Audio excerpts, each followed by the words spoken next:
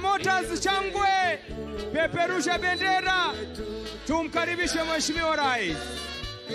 Kenya, taifa letu. Kenya, nchi yetu. Tunasonga mbele. Kenya tuipendayo. 1, 2, karibu. Mheshimiwa Rais, utuongoze kwa sherehe ya Mashujaa. Karibu. Karibu. Asante Maroon Commandos. Asante sana mwenzangu kwa kuweza pia kutuelekeza vyema. Niombe tubaki tukiwa tumesimama kwa wimbo wa taifa na wimbo wa Jumuiya ya Afrika Mashariki. Wale ambao wamevalia kofia za chepeo, tafadhali tuweze kuzivua.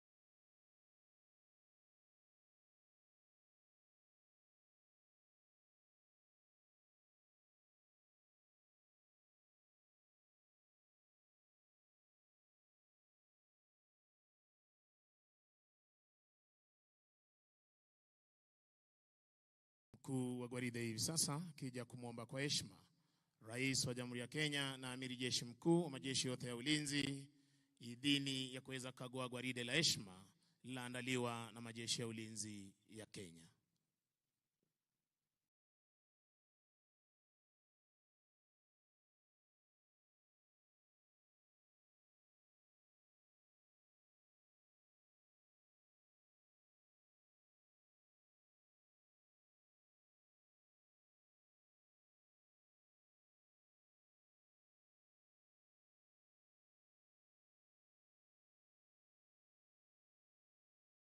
Asanteni kwa heshima, tunaweza keti tafadhali.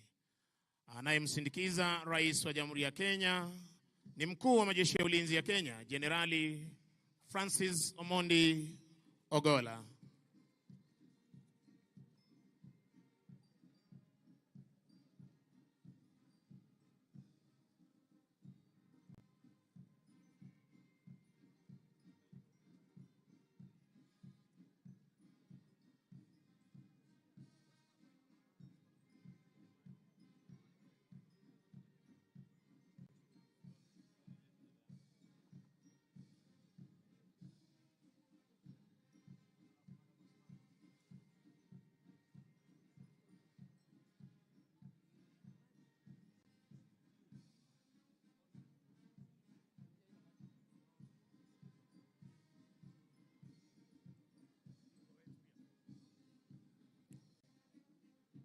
Bendera ya kikosi hupewa heshima ya hadhi ya juu. Unavyoshuhudia hivi sasa uwanjani, Mheshimiwa Rais akipeana heshima yake kwa bendera ya kikosi cha kwanza cha jeshi letu la nchi kavu.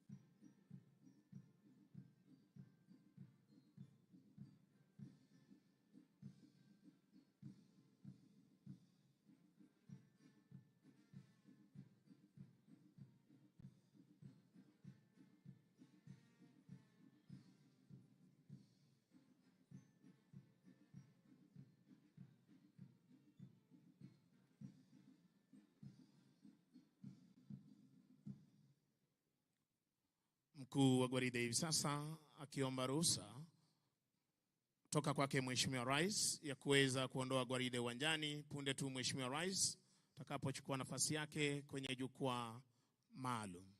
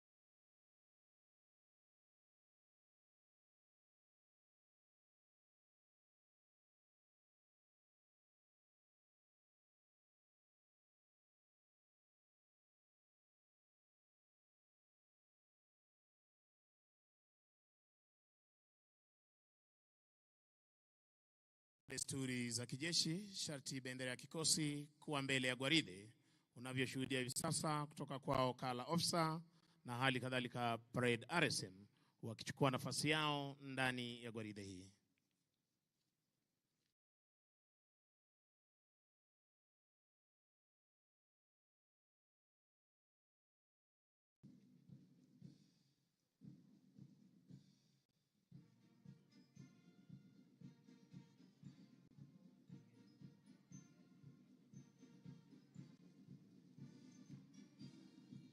Basi Mheshimiwa Rais, kwa amri hiyo wanajeshi hawa wanaondoka hivi sasa.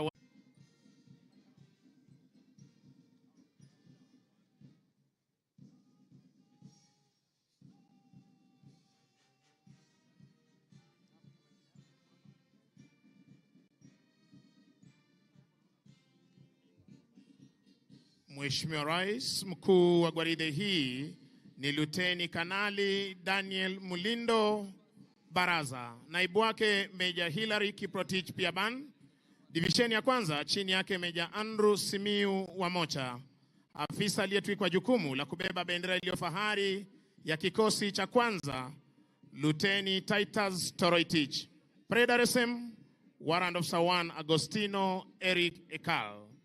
Divisheni ya pili jeshi letu la nchi kavu wakiwa katika mavazi yao rasmi ya sherehe chini yake Captain Bonfencha Ochieng. Divisheni ya tatu Mheshimiwa Rais, jeshi letu la wanaanga wakiwa katika mavazi yao rasmi ya sherehe chini yake Meja Douglas Wanjohi Mwangi. Divisheni ya nne jeshi letu la wanamaji chini yake Meja Mohamed Said. Parade Adjutant Captain Rashid Suleiman Juma, mweka alama jeshi letu la nchi kavu. Basi Mheshimiwa Rais, linafuata gwaride la vikundi, na kwa mengi zaidi nitampisha mwenzangu Kopro Jeffwa aweze kuendelea. Mheshimiwa Rais, nafuata hivi sasa ni gwaride la vikundi kiongozwa na jeshi letu la nchi kavu Kahawa Garrison A Company katika mavazi yao mazito ya kivita. Chini yake Major Mike Kipskogei Cheriot, Company CSM Warrant Officer 2 Charles Msioki. Kikundi cha kwanza chini yake Lieutenant Justice Kiprono katika magwanda yao mazito ya kivita. Kikundi cha pili katika magwanda yao mazito ya kivita chini yake Lieutenant Seth Omolo. Kikundi cha tatu katika mavazi yao mazito ya kivita kipo chini yake Lieutenant Ahmed Bwanaheri.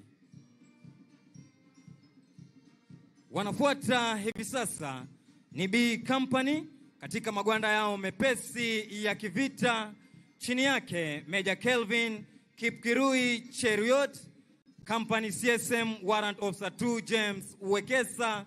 Kikundi cha kwanza chini yake Luteni Madhai Nderitu. Kikundi cha pili chini yake Luteni Diana Njau katika magwanda yao mepesi ya kivita. Kikundi cha tatu katika magwanda yao mepesi ya kivita kipo chini yake Luteni Said Bavu, RSM Warrant Officer 1 Nur Maalim Yusuf.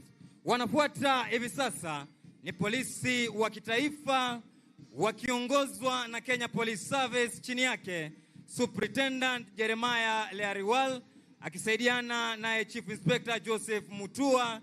Kikundi cha kwanza chini yake Inspector Simon Karkuli katika mavazi yao rasmi ya sherehe. Kikundi cha kinadada chini yake Inspector Rael Ambassa katika magwanda yao rasmi ya sherehe. Wanafuata hivi sasa ni GSU Ceremonial wakiongozwa na Chief Inspector Wesonga Makwari akisaidiana na Inspector Isaac CTNA katika mavazi yao rasmi ya sherehe. Wanafuata hivi sasa ni Reke Combat Squad katika magwanda yao mazito ya kikazi chini yake Inspector Bruno Okoth.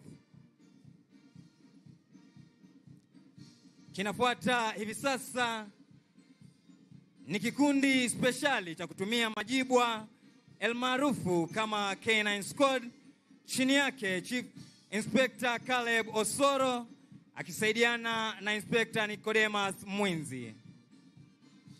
Wanafuata hivi sasa ni Administration Police Service, chini yake Superintendent Abdullahi Nur Wario akisaidiana na Chief Inspector Donald Mwanenge Kalama.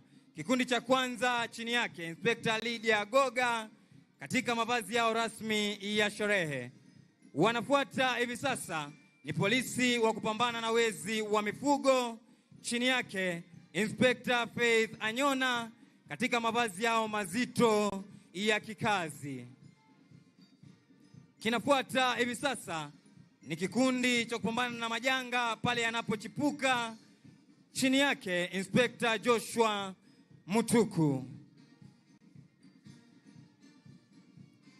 Mheshimiwa Rais, wanafuata hivi sasa ni Border Police Unit katika magwanda yao mazito ya kikazi, chini yake Inspector Samuel Munene. Wanafuata hivi sasa, Mheshimiwa Rais, ni askari wa kuchunga fuo zetu za bahari na maziwa yetu ya ndani almaarufu Inland Waters, chini yake Luteni Isaiah Simiu. Wanafuata hivi sasa ni askari gereza, chini yake Superintendent Bernard Mosima akisaidiana na Chief Inspector Zakayo Wechuli. Kikundi cha kwanza chini yake Inspector Rafael Abeka katika mavazi yao rasmi ya sherehe.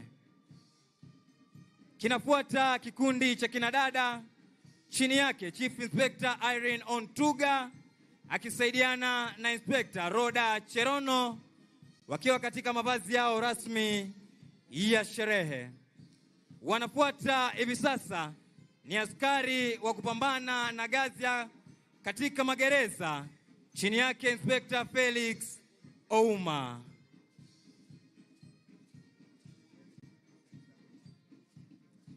Wanafuata hivi sasa ni askari wa kuchunga mbuga zetu za wanyama, chini yake Warden 2 Albert Lesuda akisaidiana na Assistant Warden 2 Norman Makoha.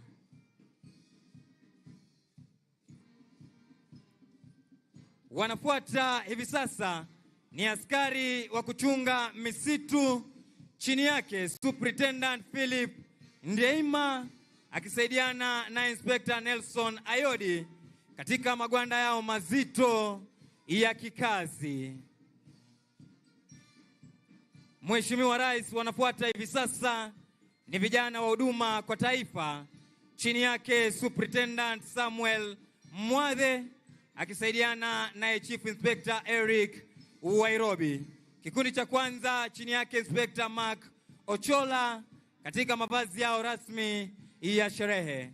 Kinafuata kikundi cha kinadada, chini yake Chief Inspector Pamela Simiu akisaidiana na Inspector Lilian Muga wakiwa katika mavazi yao rasmi ya sherehe.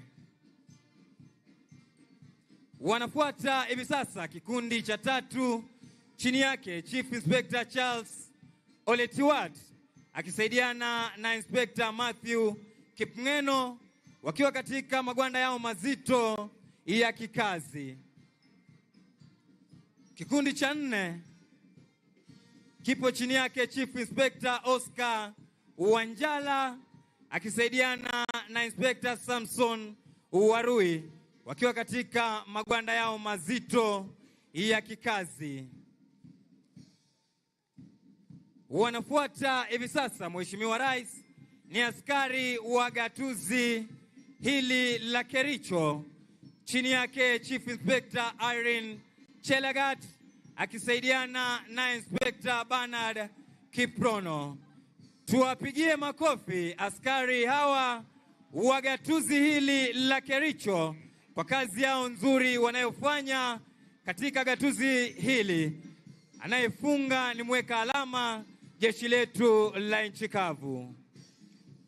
Mheshimiwa Rais, hivi sasa ni zamu ya bendi za majeshi ya ulinzi kuweza kuondoka uwanjani chini yake mkurugenzi wa muziki jeshi la nchi kavu Captain Kelvin Kivudhi Nyaga, Senior Drum Major Warrant Officer 1 David Maina, wakiondoka hapa uwanjani baada ya kutuletea burudani siku ya leo.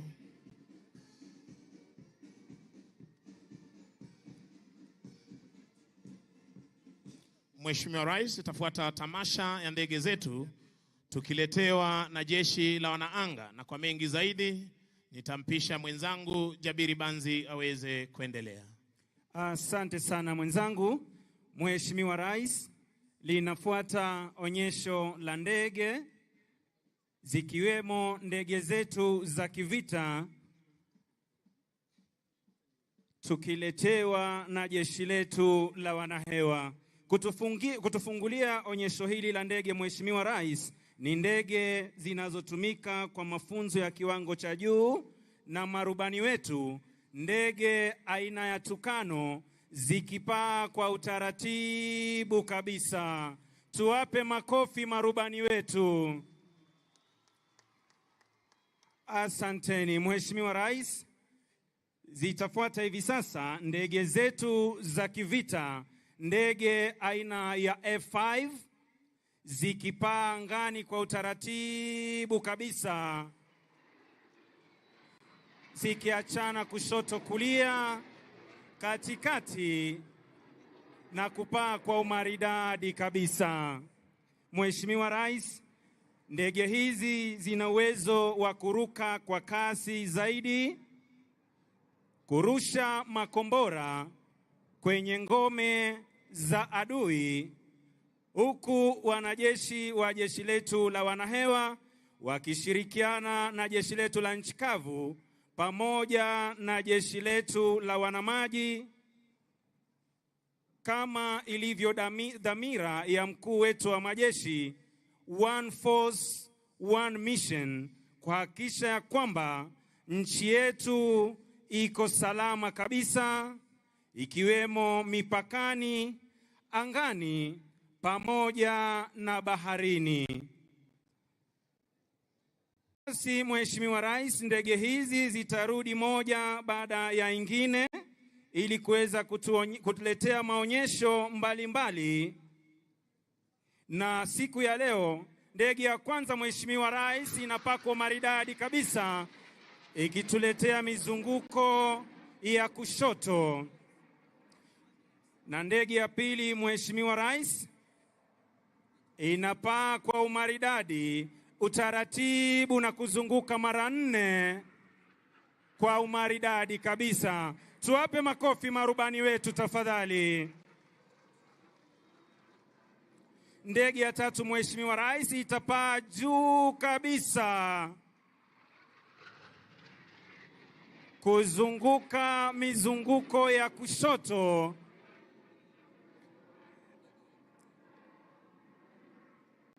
Na Mheshimiwa Rais, itafuata ndege aina ya F5 vilevile, ambayo itatuletea mizunguko 4 kwa utaratibu kama tunavyoshuhudia mabibi na mabwana. Basi tuwape makofi marubani wetu. Hii ikiwa ni tajriba ya hali ya juu kabisa ya marubani wetu wa kivita ambao hupambana na adui kwenye operesheni mbalimbali. Basi Mheshimiwa Rais, kitafuata kikundi cha ndege aina ya Tukano wakipita kwa maridadi kabisa, wakiupuliza moshi mweupe kuachana kushoto kulia, katikati kulala chali na kurudi sehemu waliotoka. Tuwape makofi marubani wetu tafadhali. Basi Mheshimiwa Rais, inakuja ndege aina F5 ikituletea bombas, ikipita kwa kasi ya juu na kutoa sauti kali kabisa ambayo mara nyingi humfanya adui akose sehemu ya kuingia na angalau kutamani hata ardhi kuweza kupasuka. Basi Mheshimiwa Rais, itafuata ndege aina ya helikopta ambayo imelibeba bango linalosema Happy Mashujaa Day. Tuwape makofi marubani wetu tafadhali. Na huo ndio utakuwa mwisho wa onyesho la ndege, na nitarudisha kwa mwenzangu Sergeant Misango Mbae aweze kuendelea. Mheshimiwa Rais, huo utaweza kuwa mwisho ama tamati ya tamasha za kijeshi kwa pamoja, na ningependa kuwashukuru flag staff wetu Major Ismail Olwal, OGW, Lieutenant Silvana Napunyi Lesepe, Senior Sergeant Daniel Koech kutoka jeshi letu la wanaanga, na niweze kuwashukuru Defense Forces Sergeant Major Warrant Officer 1 Elijah Asproni Koranga, Kenya Army Sergeant Major Warrant Officer 1 Joel Gatibi Murage, Kenya Air Force Sergeant Major Warrant Officer 1 Dennis Namunyu Oletalengo, na bila kumsahau Naval Sergeant Major Warrant Officer 1 Bwana Haji Omar, wote wakiwa ni OGW.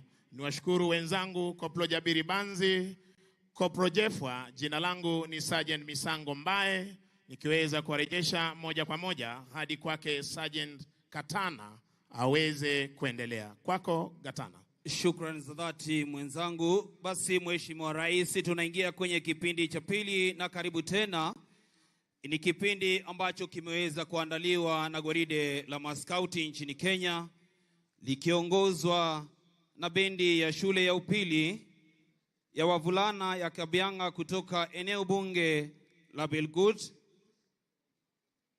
ili waweze kuhakikisha kwamba hatua zote ndani ya gwaride hili zinaendelea vizuri. Wanajulikana kwa jina maarufu the most sought after school in Kenya.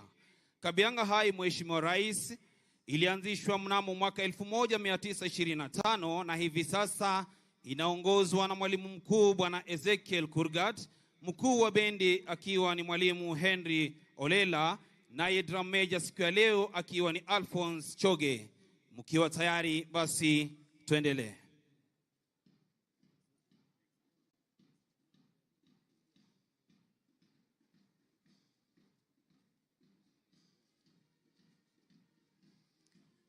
Scouts, Mheshimiwa Rais, ni vijana ambao wanaanzia umri mdogo na wako na hamasisho kubwa kwenye jamii zetu. Ikiwa sasa wewe ndiwe patron wao, Mheshimiwa Rais, wanaiga mtindo wako na mfano wako ili kuweza kuwa na maadili mema kwenye jamii.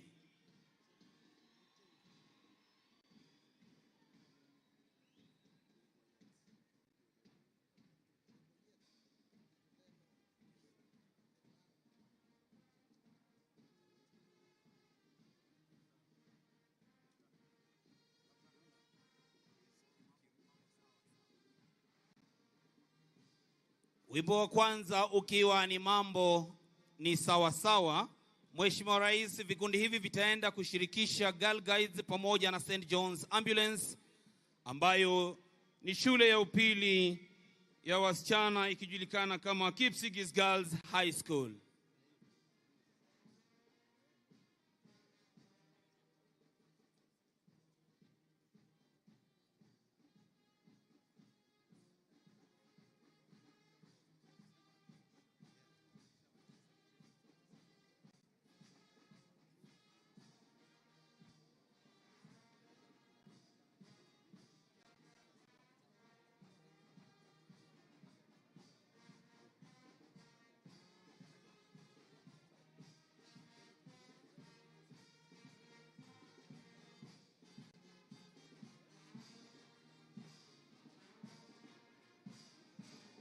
Na kwa kuweza kuhakikisha kwamba hatua zilizoko ndani ya gwaride hili la maskauti zinaenda sawa sawia, ni kikundi cha Kabianga Boys na nyimbo zao tamu tamu.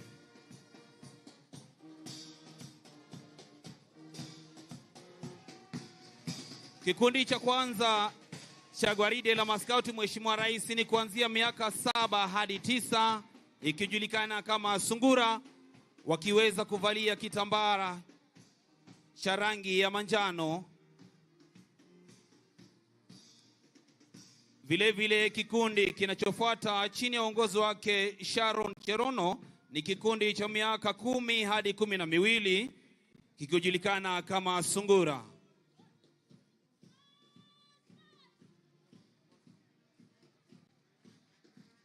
Kikundi kinachofuata Mheshimiwa Rais chini ya uongozi wake mwanadada Faith Cherono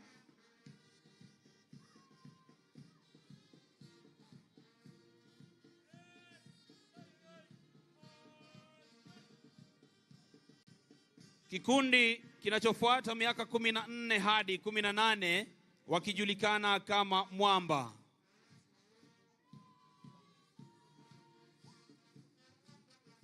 Kwa mara nyingi hawa huwa ni vijana wa shule za upili Mheshimiwa Rais. Vile vile kinachofunga ni kikundi cha miaka 19 hadi 26 kijulikana kama Jasiri chini ya uongozi wake mwanadada Edna Kirui.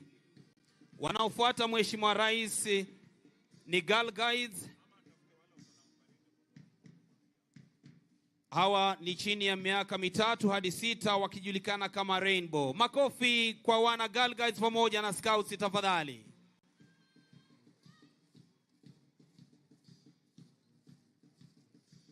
Vile vile kikundi kinafuata ni miaka 6 hadi 9, shule za msingi wakijulikana kama Brownie.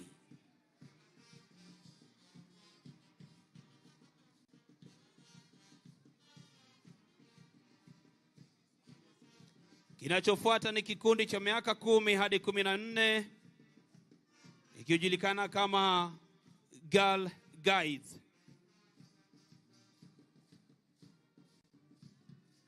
Ranger Mheshimiwa Rais miaka 14 hadi 18 wanapotufungia kwenye vikundi vya Girl Guides. Na inayofuata Mheshimiwa Rais ni wasichana wa St. John's Ambulance ambao ni kutoka shule ya upili ya Kipsigis Girls High School, vikundi vyote viwili.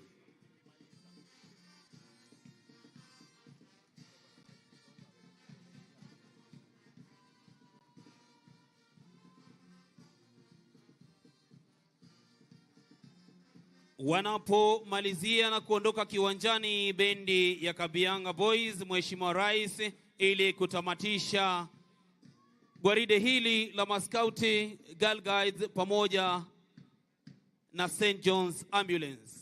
Asante sana Mheshimiwa Rais.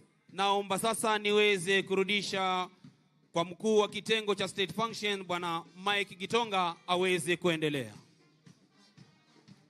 Asante sana Afande Katana.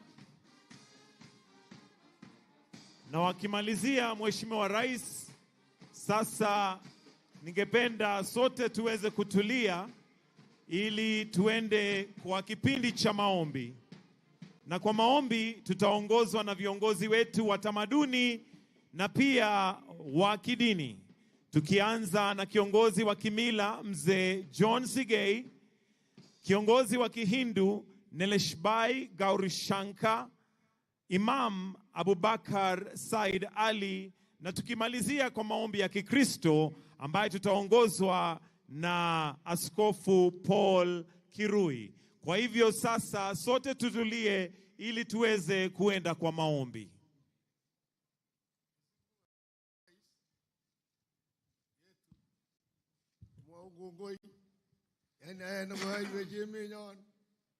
Boy gere giti nyogo banye wongoi gwe Kericho nyon wongoi ne ko nyitot no go ribe me nyana go ne tu ko ro ju tu lele sta to ko gere wongoi mi sin ana mani mye gole mye nye Negonyitat bye bye kole bye bye. Bye bye. Tinye moe kole tinye. Tinye. Tinye arekik tinye kole tinye. Tinye. Yemoni kim kole kim. Kim. Iman kole iman. Iman. Tinye boishe kole tinye. Tinye. Tinye chepyosok tinye kole tinye. Tinye. Ikoni nyoni ut kole ut. Tinye. Ikase kanandi kas kole kikas. Kikas. Ikase bere kwek tugul kas kole kikas. Kikas. Yemoni ko bye bye kole bye bye. Bye bye. Tinye moe kyo kole kitinye. Tinye mye kole tinye moni mye kole mye. Mye. Iman kole iman. Iman. Iman kole iman. Iman. Ikoni nyoni ut kole ut. Ut. Ut kole ut. Ut. Ikase bere kikas kole kikas. Ikase no lan tugul kas kole kikas. Kikas. Bye bye kole bye bye. Bye bye. Bye bye kole bye bye. Bye bye. Mye ingo mye kole mye. Bye bye. Sigi kas ka du jenu. Kongoy. Leisir kalinya borot kole borot. Agongo borot ko tinye kalia tinye kole tinye. Ule isucha ule borot kole borot. Ule tinye boisiek tinye kole tinye. Tinye chepyosok tinye kole tinye. Tinye barnotik tinye kole tinye. Ule ni konditab Kericho ut kole ut. Ut engaimet ut kole ut. Ago borot kole borot. Mie kole mie. Yas somok yas kole yas. Yas angwan yas ko yas. Borot kole borot. Ule narab Ruto borot kole borot. Ago kim kole kim. Aga chakwa ule borot kole borot. Kim kole kim.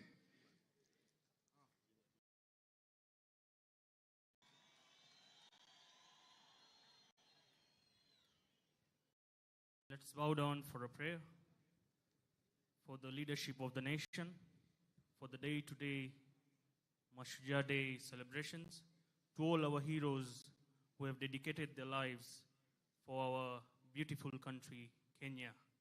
Vakratunda Mahakaya Surya Koti Namaprabha Nirvignam Kurume Deva Sarvakaryesu Sarvada.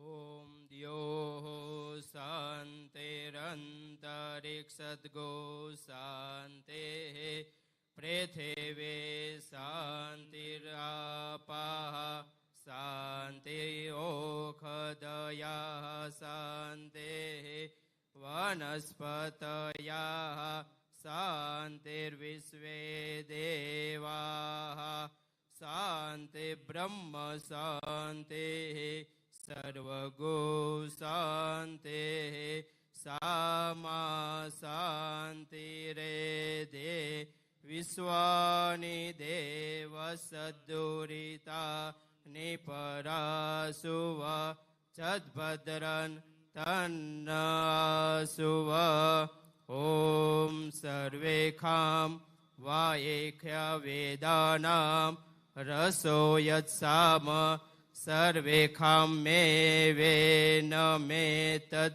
vedana gurasena bhikinchate. Om Santi Santi Santi Susantir bhavatu Sarvarishta Santir bhavatu. Amen. Bismillahirrahmanirrahim. Kwa jina la Mwenyezi Mungu mwingi wa rehma mwenye kurehemu. Sifa zote njema ni za Mwenyezi Mungu, Mola mlezi wa viumbe wote. Tunakushukuru Mwenyezi Mungu kwa kutufikisha siku ya leo na tukaweza kukusanyika sehemu kama hii. Tunakuomba ulibariki taifa letu liwe taifa lenye amani, upendo, undugu na maendeleo. Ewe Mwenyezi Mungu, wajalie viongozi wetu waendelee kuongoza kwa haki na usawa, na uwapatie hekima katika kazi yao. Uwapatie nguvu na afya bora, watuhudumie kwa njia inayostahiki. Ewe Mwenyezi Mungu, mjalie rais wetu na makamu wake pamoja na baraza la mawaziri uvumilivu na ujasiri, waweze kuipeleka nchi yetu katika maendeleo ya kudumu. Ya Allah, wapatie ushujaa juu ya ushujaa, waweze kukomesha ufisadi na dhulma, na waeneze haki na uadilifu. Ewe Mwenyezi Mungu, tusamehe dhambi zetu na utupatie maisha ya raha hapa duniani na kesho akhira. وصلى الله على سيدنا محمد وآله وصحبه وسلم آمين.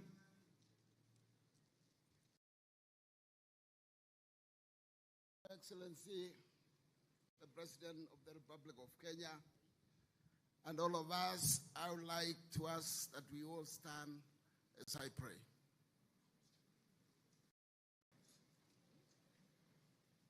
Baba Mwenyezi Mungu, mtakatifu, mtakatifu aishie milele,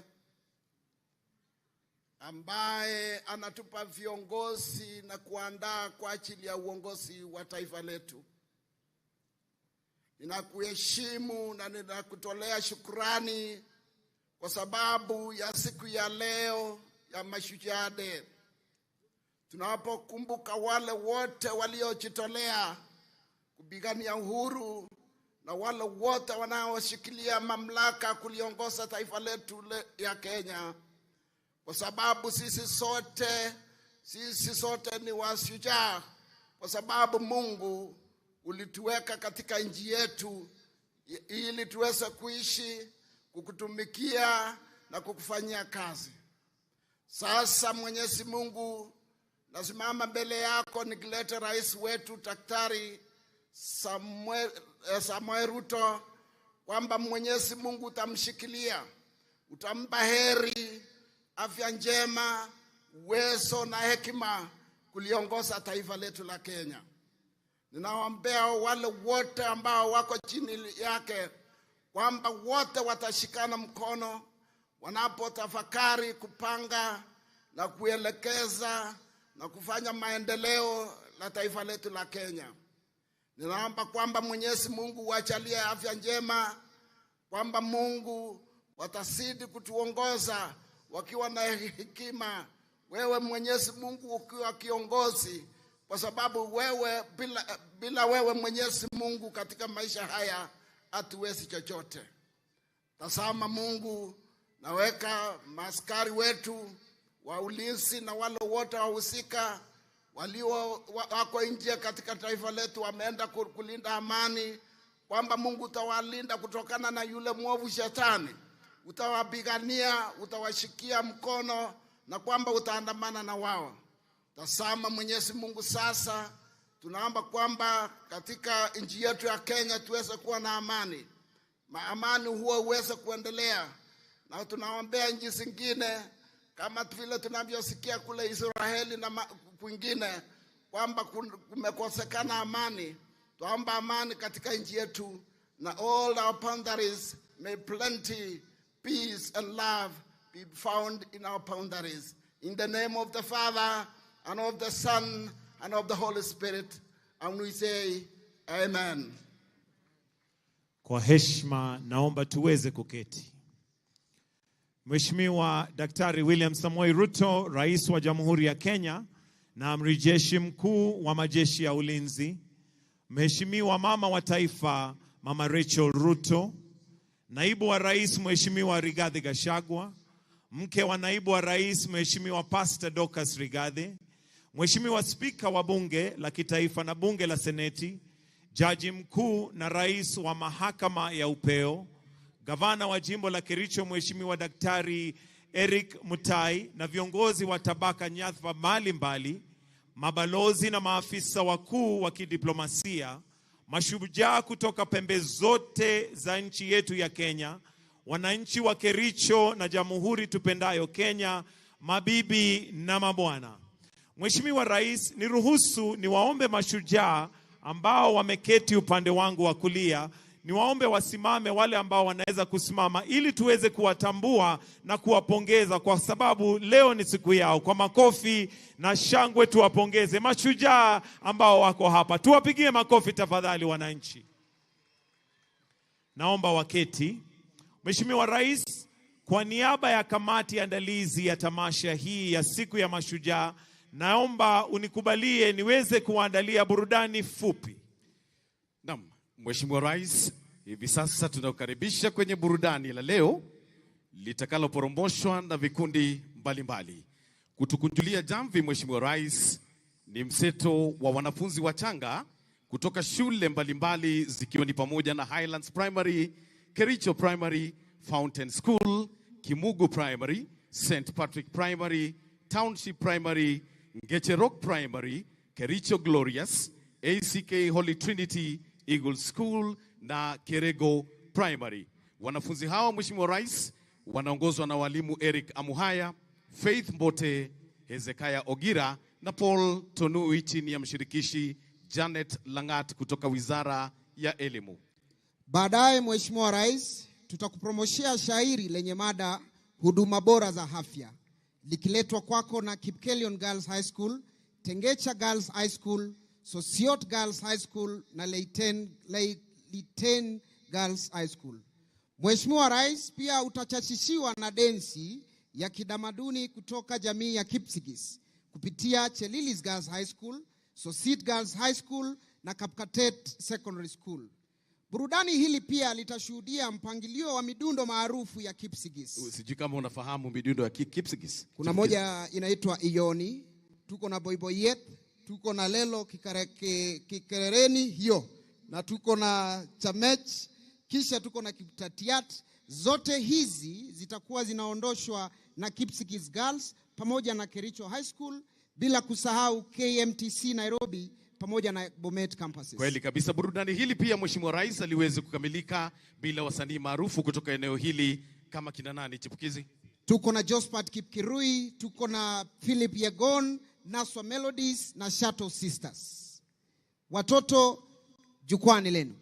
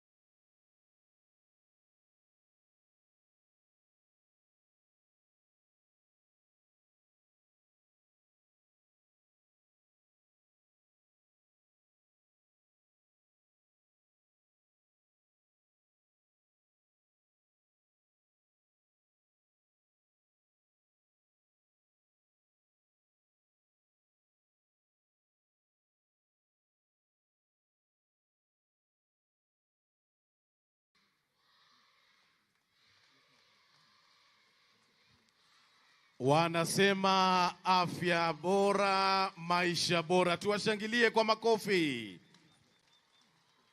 Ama kweli ni afya nyumbani.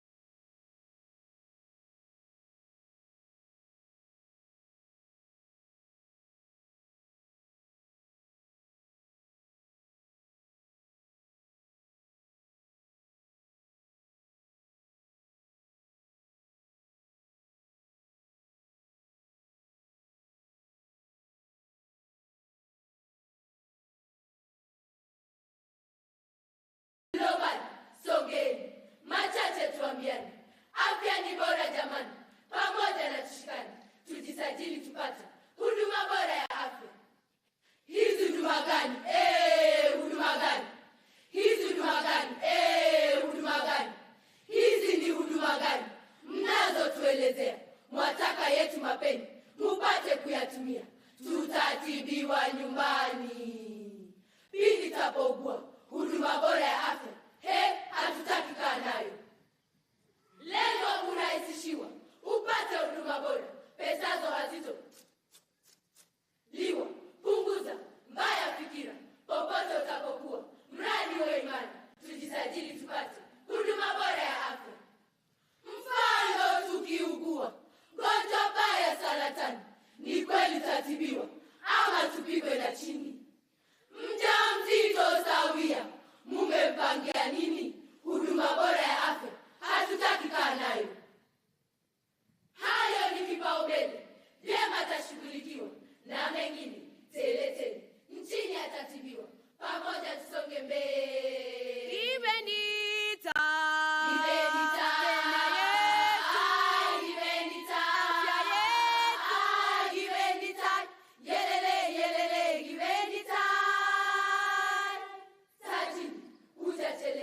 tujisajili tupate huduma bora ya afya. Naona mnabishana kwa jambo la manufaa. Huko kote, kila kona, ulimwenguni lafaa. Ni vyema tukafanana, kwa pamoja tutapaa. Tujisajili tupate huduma bora ya afya. Huduma hii ni kweli. Leo utasema swadakta, dunia ishakubali, na sisi tunaifuata. Pamoja tumekubali. Mie afya mie afya God, si unajua wazazi wetu ni mahasla. God, si unajua wao ni mashujaa, viongozi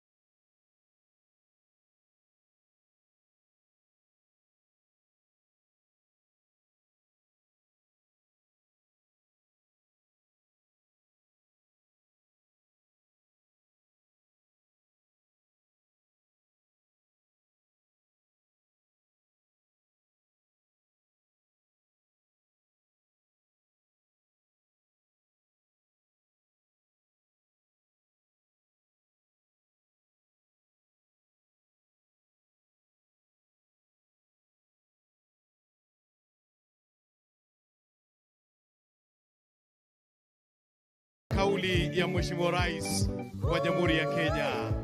Shukran sana DJ. Asante sana. Mheshimiwa Rais, tunahitimisha burudani. Tafadhali chipukizi, hatutaweza kukuruhusu kuimba wimbo wako kwa leo. Hakuna shida, manake hata nilikuwa sijaumaliza. Mheshimiwa Rais, kwa onyesho hilo ndipo tunakunja jamvi la tamasha yetu ya burudani leo. Tunapoita mashujaa wetu, tunashukuru wote waliopanga na wote walioshiriki. Kwa sasa, Mheshimiwa Rais, kwa kumbusha kwamba kauli mbiu ni afya nyumbani. Maadhimisho ya sherehe ya mashujaa leo ni afya nyumbani. Na sasa tungetaka kuwaruhusu wananizi wa kujitolea ili waweze kuingia. CHPs, the community health promoters, waweze kuja hapa katikati ili waweze kuendelea na hafla hii. Ahadi ya wahudumu ambayo watakapewa. Kwa hivyo tuwaruhusu tafadhali waingie, waje katikati ya uwanja, na kwa sasa nitamwalika pia Waziri wa Afya ajitayarishe ili aweze kuwaongoza kwa ahadi ya wahudumu wa afya. Tuwapigie makofi. Pia hawa ni mashujaa ambao wamejitolea kwa muda mrefu, lakini kutoka leo mambo yabadilika. Tuwapigie makofi tafadhali wakija. And now we welcome the community health workers, which is part of the universal health coverage that is going to be launched by His Excellency, the President of this great nation, after the signing of the bills yesterday, which are now law. We would now like to call upon the CS for Health, Mheshimiwa Nakumicha, aje awaongoze kwa ahadi ya kujitolea. Karibu Mheshimiwa.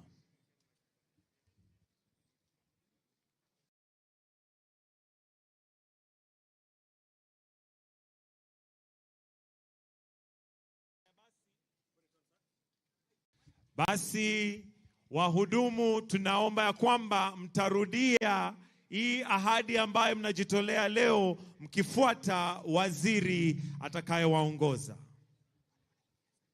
Bado tunangojea waingie. Wakiingia basi tutaendelea, lakini bado wanaendelea kuingia. Basi tukiwashukuru, tuwapigie makofi tafadhali. Tuwapigie makofi. Hawa ni washujaa pia, mashujaa ambaye ni wahudumu wa kujitolea, lakini mambo yabadilika. Na sasa nitamwalika Waziri wa Afya, Madam Susan Nakumicha, ili awaongoze kwa ahadi. Mheshimiwa Rais, sasa ni wakati wetu wahudumu wa afya nyumbani kutoa ahadi ya huduma kwa afya nyumbani. Nitawaomba nyinyi wote wahudumu wa afya nyumbani mrudie mambo haya nyuma yangu. Sisi wahudumu wa afya nyumbani tunaahidi kutumikia jamii zetu kwa mioyo thabiti, mikono wazi, ujuzi na kwa kujitolea. Lengo letu ni kuelimisha, kuwawezesha na kusaidia jamii zetu kukuza afya, kuzuia magonjwa na kuwaelekeza kwenye huduma za afya. Tunakubali jukumu hili tukufu na tuko tayari kutumikia jamii zote. Afya yetu, afya yetu. Jukumu letu. Ndiyo, ndiyo. Asanteni sana. Haya basi tuwapigie makofi, na sasa tukipeperusha bendera tutawaomba warudi mahali walikuwa, pole pole tu tukiwaelekeza. Hebu tuwapigie makofi wananchi tafadhali. Na kwa sasa wakiondoka pia kuna lori ambazo zitakazoingia, ikiwa ishara ya kwamba sasa dawa pia zitapatikana, na tutamwomba rais atateremka hivi karibuni ili aweze kuflag off ikiwa kama uzinduzi wa universal health coverage.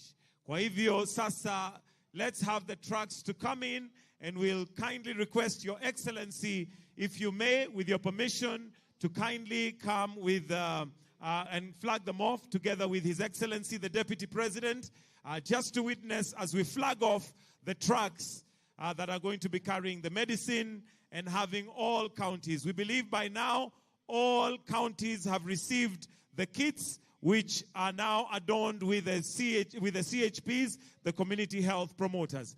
Na ndio hizo lori zinazokuja, na sasa tukimkaribisha Mheshimiwa Rais ambaye atakuja kuzizindua, na pia just to flag them off as we now have this event proceeding.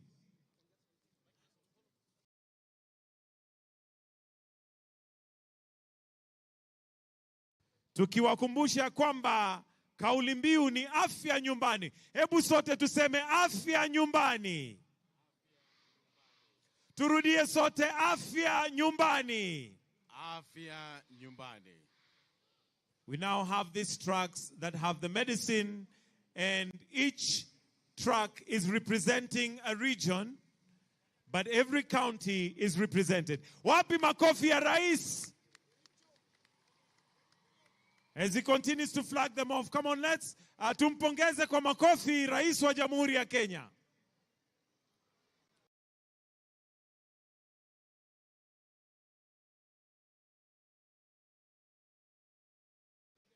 Haya basi, ndio hiyo track ya pili representing Nairobi County 047. Because of time, we only have 8 tracks representing the 8 regions. Marsabit County, Tana River County, representing the coastal province. We have Bungoma County, representing Western. Alafu tuko na Homa Bay County, representing Nyanza. Pia tuko na Wajir County, representing the northern. Basi tuko northeastern. Tuko na ingine moja, na hiyo ni ya Nyandarua County, representing Central. Asanteni sana. Thank you so much, Your Excellency. Tunashukuru, na kwa heshima tutaomba uweze kurudi.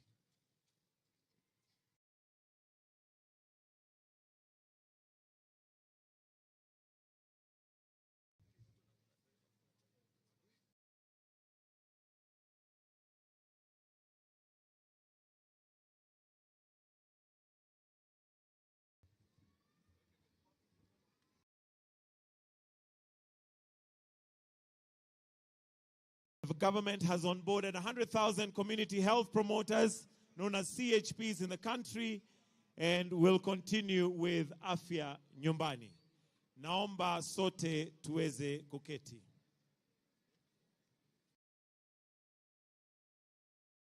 Mheshimiwa Rais, kwa heshima sasa naomba uniruhusu nimwalike gavana wa eneo gatuzi la Kericho tukaribishe kwa kifupi, kisha amwalike naibu wa rais. Lakini kabla tufanye hivyo, tungependa pia kufungulia naelezo ya kwamba kuna wananchi wengi sana wamejaa pale nje. Kwa hivyo gavana, niwie radhi, ningependa kwanza tuwaruhusu wananchi waweze kuingia ili waweze pia kuhudhuria tukiendelea. Kwa hivyo tafadhali tuwaruhusu wananchi waweze kuingia kabla nimwalike gavana aweze kutukaribisha hapa Kericho. Na kama wananchi wanaingia, hebu tuweze kutizama kwa runinga sauti ya mwananchi. Tukiwaruhusu wananchi kuingia, hebu tuweze kuweka kwa runinga sauti ya mwananchi. Asanteni.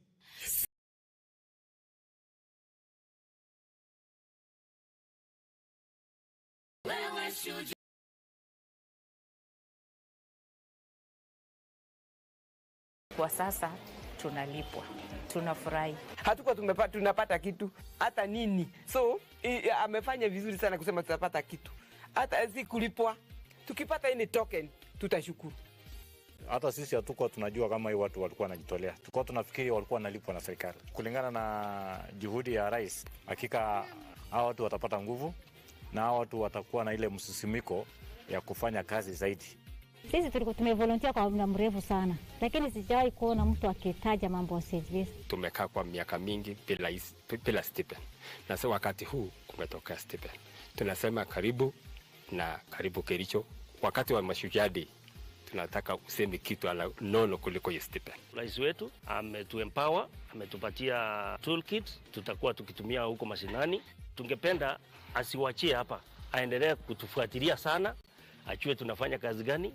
Mbeleni hatukuwa nayo hiyo kits na hizo vitu alituletea, tumefurahia. Tunashukuru serikali sana, na Mungu awabariki tena azidishie, na zaidi ya yote waendelee kutukumbuka hata na vifaa zaidi.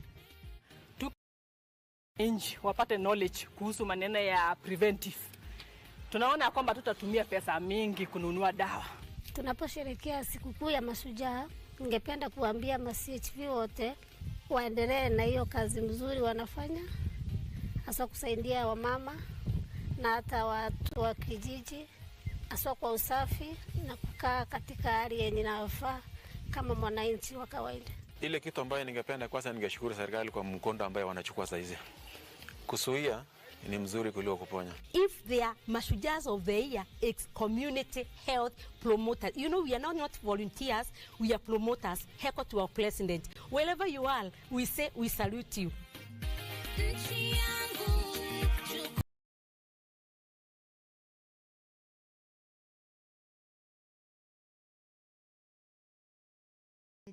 Wanaendelea kuingia bado, and at this point allow me to also recognize His Excellency Tete Antonio, the Minister of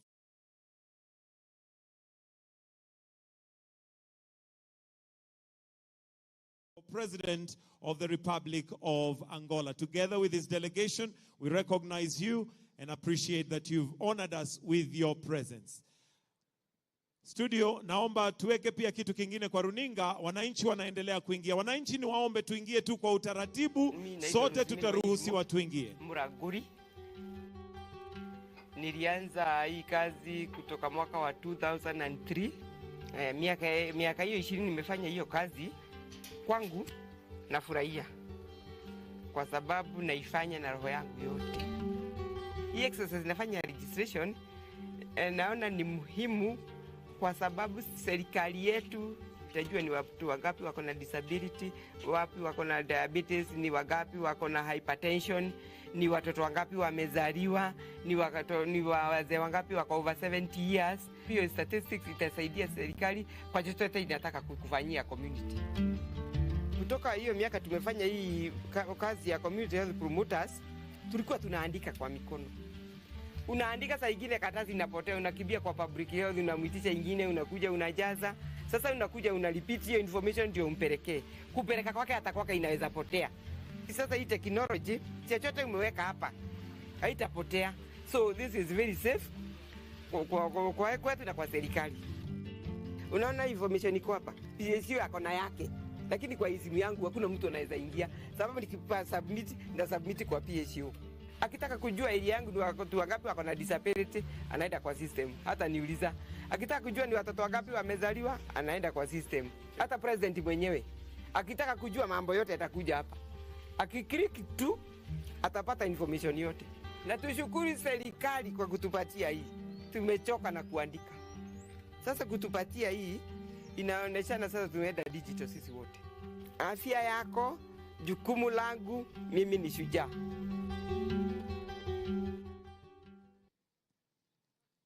Asanteni sana wananchi kwa kuingia kwa utaratibu.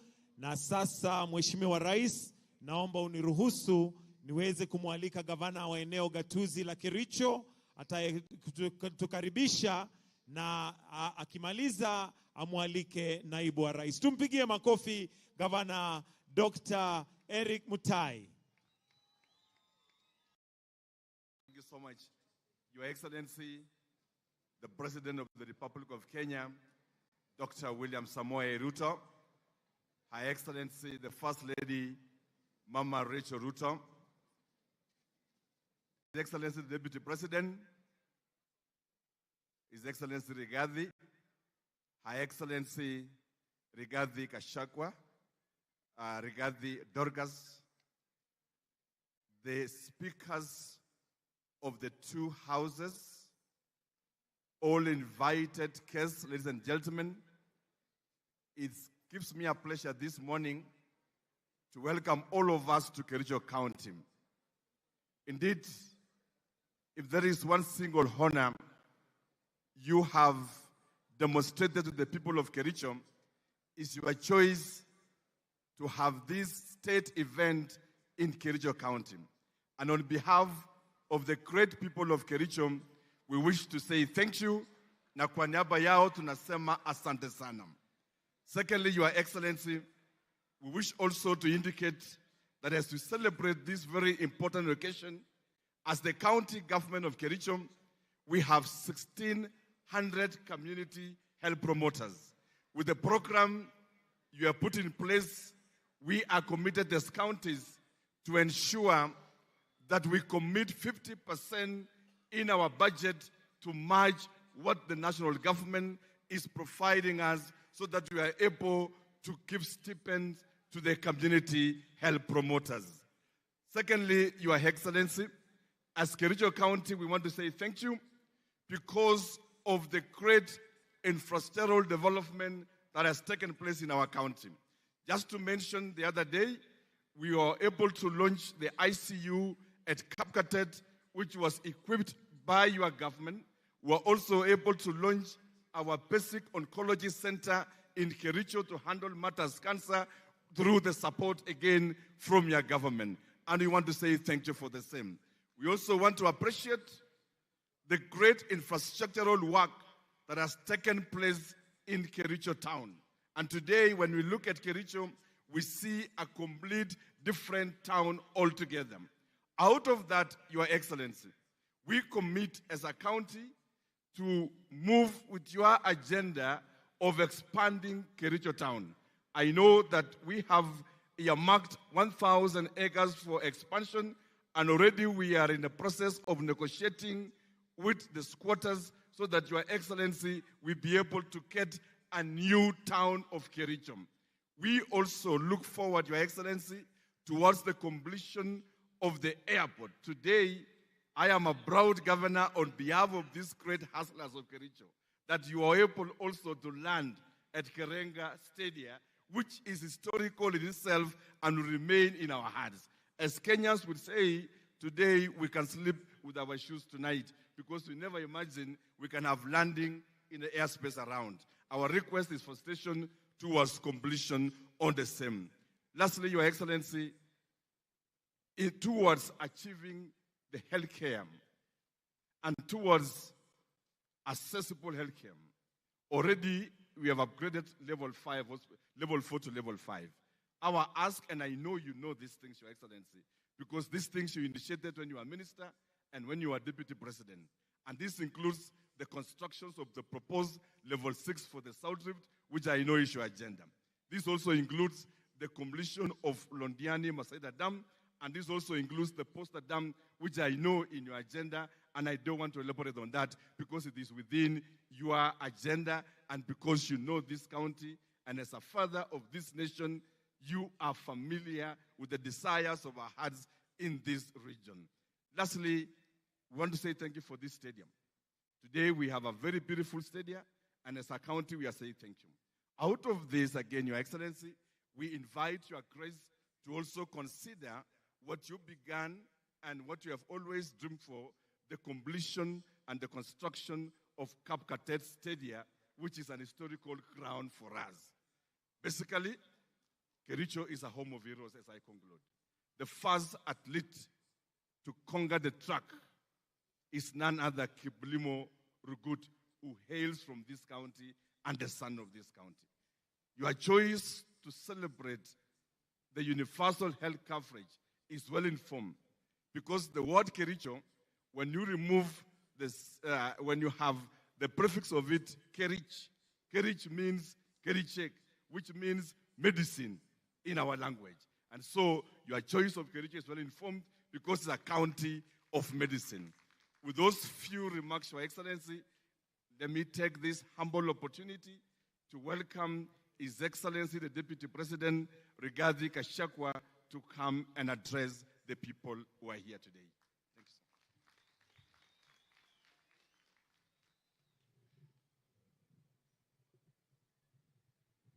Your Excellency, the President of the Republic of Kenya and Commander-in-Chief of the Kenya Defense Forces, Dr. William Samoei Ruto, Your Excellency, the First Lady of the Republic of Kenya, Mama Rachel Ruto, the Prime Cabinet Secretary, the Honorable Musalia Mudavadi, the Foreign Affairs Minister from the Republic of Angola, Ambassador Tete Antonio, the Speaker of the National Assembly, Honorable Moses Wetangula, the Speaker of the Senate, Amason Jeffa Kingi, Your Ladyship, the Chief Justice and President of the Supreme Court of Kenya, Lady Chief Justice Martha Koome, our host Governor Eric Mutai, Excellencies Governors Present, Excellencies Ambassadors, High Commissioners, and members of the Diplomatic Corps, all other leaders, na wananchi wa Kericho, hamjambo. Hamjambo tena. God is good, and all the time. Salimieni kwa hewa. Bwana Yesu asifiwe. Bwana Yesu asifiwe tena. Your Excellency, I seek your indulgence, if you allow me, before I welcome you to address the nation with tremendous respect, to request our visitor, Ambassador Antonio Tete, from the Republic of Angola, to come and greet the people of Kenya and say a few words. Ambassador.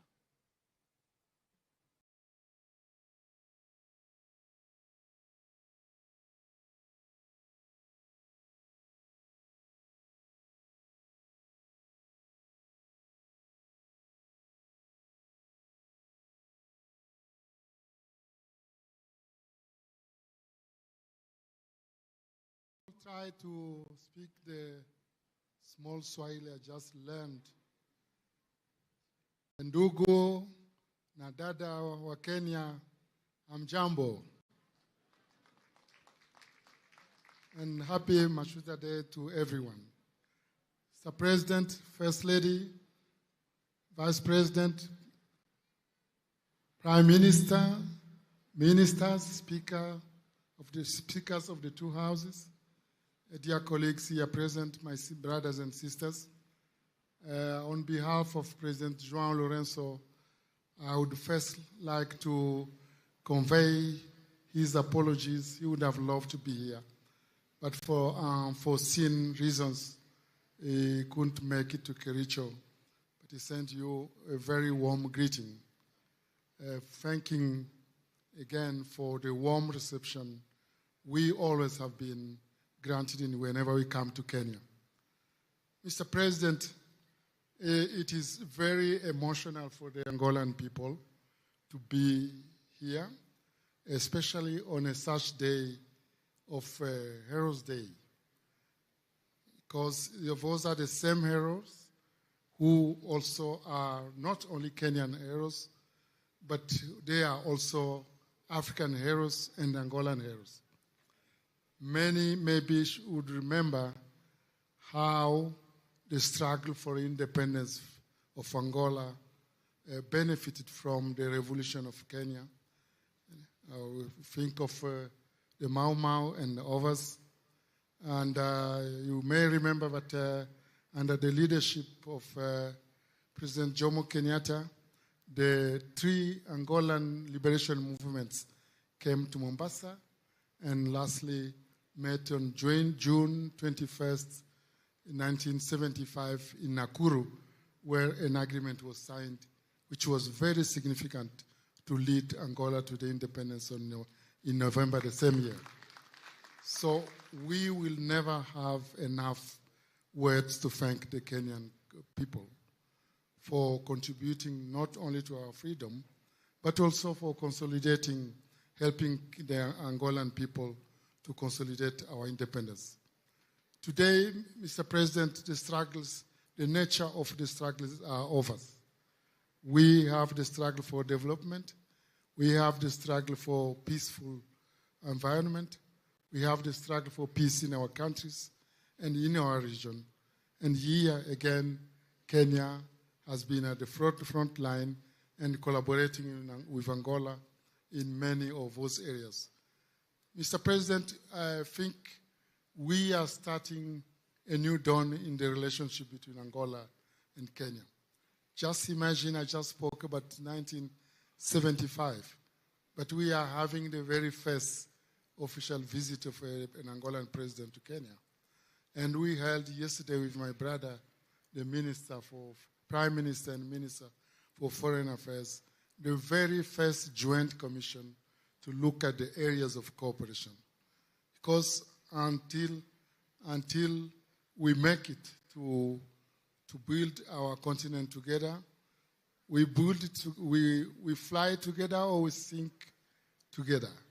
But we didn't choose to sink, so we are going definitely to fly higher and higher. Mr. President, thank you again for giving us the opportunity to greet our sisters and brothers from Kenya, and thanking you all for associating to this very important day, which the same day we celebrate in Angola on 17 September, the Heroes' Day. So we are very, very honored to be here. We wish you afya bora to everyone. Thank you. Asante sana. Thank you very much, Ambassador. Your Excellency, the 60th Mashujaa Day is one of the most important occasions in our history. We celebrate the day from Kericho County, one of the most active and colonial hotspots in the country, whose people were stripped of their right to land. We join the people of this county and other Kenyans in celebrating the gallant men and women who put their lives on the line to attain our freedom and restore our dignity. Your Excellency, we celebrate these men and women because they believed in the power of Africans in defining their destiny in socio-economic transformation. Kiongozi wetu, leo ni siku yako. Mimi nilikuwa hapa siku ya Jumatatu na nikapata nafasi ya kuongea na watu ya Kericho. Na kwa sababu wao walikuwa ng'ambo, mimi ndio nilikuwa nawika hapa. Sasa wewe huko, mimi sina sauti. Na kwa hivyo nichukue nafasi hii kwa sababu nimefika hapa kusema rais wetu, ulipoamua ya kwamba Mashujaa Day italetwa hapa Kericho, mimi nilifurahi sana. Na rais, wewe na hii watu wa Kericho wanajua ni kwa nini.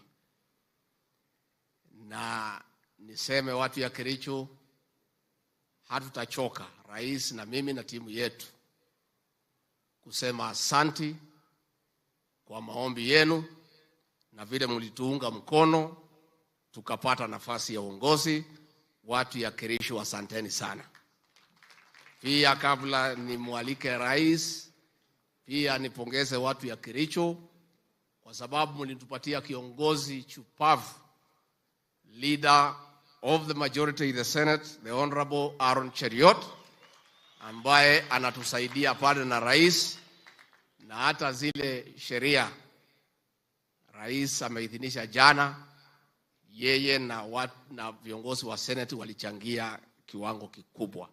Kwa hivyo lazima tuseme asanti kwa huo kiongozi mlitupatia. Bila kuongea mengi, ningeuliza hizi nyote msimame, munisaidie kwa shangwe na vigelegele kumkaribisha rais wa Jamhuri ya Kenya. Mr. President, you are most welcome to address the nation. Karibu. Asante sana Mheshimiwa Deputy President Tafadhali mnaweza keti chini. Kericho hamjambo.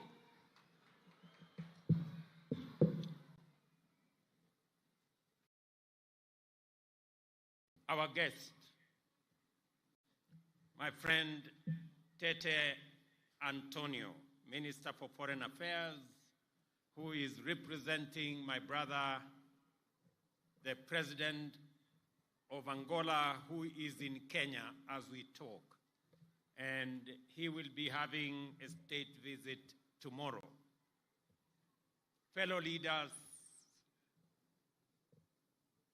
the great people of Kericho, distinguished Kenyans, members of the diplomatic corps, guests, ladies and gentlemen, watu wa Kericho, hamjambo tena.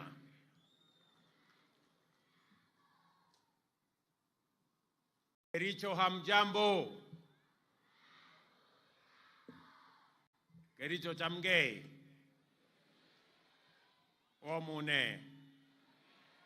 Kericho Bwana Yesu asifiwe. Hebu mnisalimie hewani nione hivi watu wa Kericho. Asanteni sana. Mashujaa Day is a celebration of the power of individuals to change the course of history and the destiny of a nation. It is a reminder that nations are driven forward and changed by individuals, ordinary men and women who believe they can make a difference and who believe they can change the status quo. The status quo in 1963 was a colonial state, the denial of basic freedoms and dignity. Deep inside many individuals then, they believed change was necessary and they took action. Individuals' belief resulted in action and ultimate progress that made us the people we are today, an independent, democratic, progressive nation. Today, the status quo is a hunger for socio-economic transformation, one that most of us feel is long overdue, and we are rightfully so. The need for heroism is as urgent as it was in pre-independence Kenya. The power of individual action is still as powerful today as it was then. Our heroes today are on the farms, the markets, in factories, in offices, in construction sites, and in many other places. Our heroes are using their creativity to create content and shape culture. They are playing on fields, running on tracks, and working across many other fields. Every day, when we do our best, when we deploy our diligence, intellect, passion, creativity, hard work, and the sense of purpose, every day that we believe we can make a difference, we are changing our country. This is our call to Mashujaa, to the best of us, to be the best of us every day and to move our nation forward. This is why we are focused on empowering Kenyans to be at their best on diverse fields by democratizing and innovating government services to ensure that we give as many Kenyans as possible the opportunity to be their best so that they can move our country, our nation forward into a destiny that we all share as a people. The Constitution guarantees Kenyans the right to the highest standards of health. Since independence, successive governments have made efforts in guaranteeing access to quality and affordable health care for Kenyans, but with limited success. There have been several attempts and efforts to achieve universal health coverage, one in 2003, in 2013, and in 2018. However, these efforts were met with little success. It is for this reason that the government of Kenya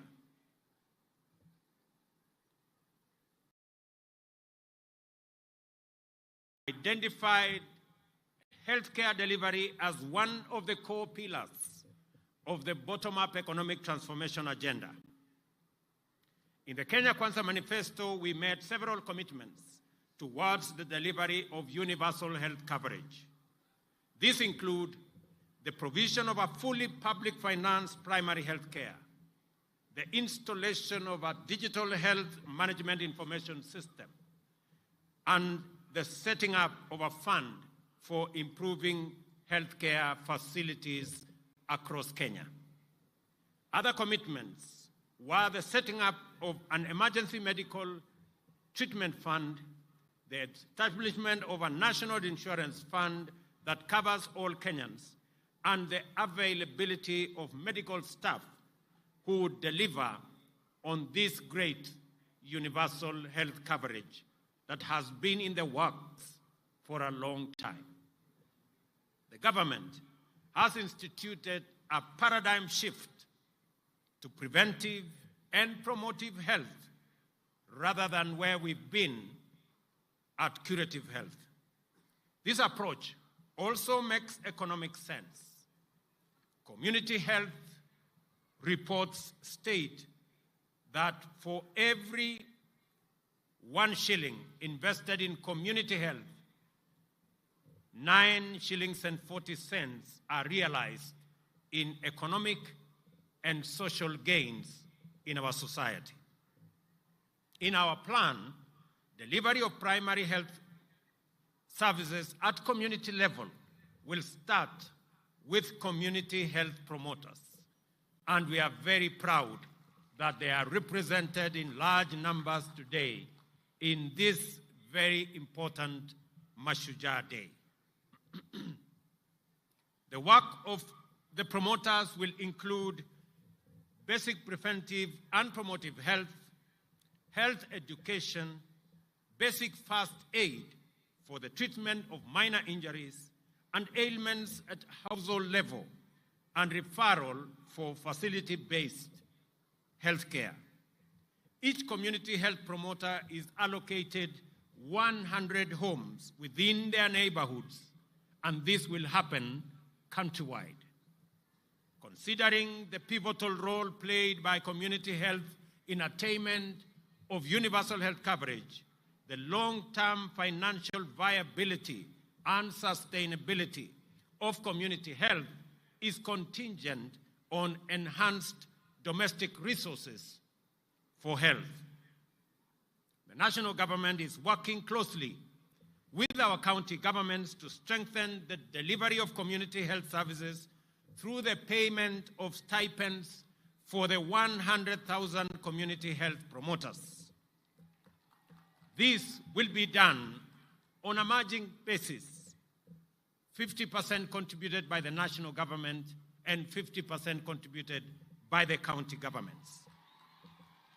The national government has already allocated Kenya shillings 3 billion annually for payment of these stipends, and it is my belief that counties will match up this fund so that we can enable these great heroes of our time to help us on the delivery of community health at the household level. It is worth noting that as of today, over 1 million households in 10 counties have been visited already by community health promoters, overt services, and their data captured in the Afya Nyumbani dashboard. And this is a significant major achievement, as this dashboard is not only available to the Ministry of Health, it is also available in my office. We also agreed to provide the 100,000 community health promoters with kits, which contain basic equipment for household health screening, medicines and supplies used for service provision at the household level. And as you can see today, every community health promoter here present, each one of them has a health promoter's kit. And that is the case with 100,000 community promoters everywhere in the Republic of Kenya. Quality community health data is essential for the planning, resource allocation, and monitoring of progress towards universal health coverage. The government is committed to delivering on the digital health agenda, starting from the community level. The electronic community health information system, which is live and being used by the promoters across the country, is a simple and user-friendly mobile health device being used, and its application will be used to collect real-time, accurate household data. It will also initiate planning for health service delivery and provide linkage to health facilities. Along the CHP kit, the government has provided additionally 110,000 smartphones for use by the promoters and community health assistants. The shift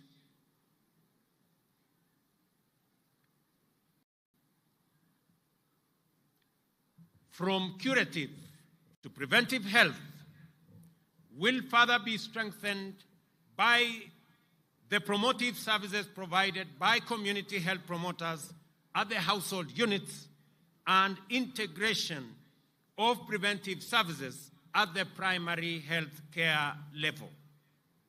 These services will include screening for hypertension, diabetes, and high conditions, offer the necessary health education on water and sanitation, nutrition, and provide community rehabilitation services, among others.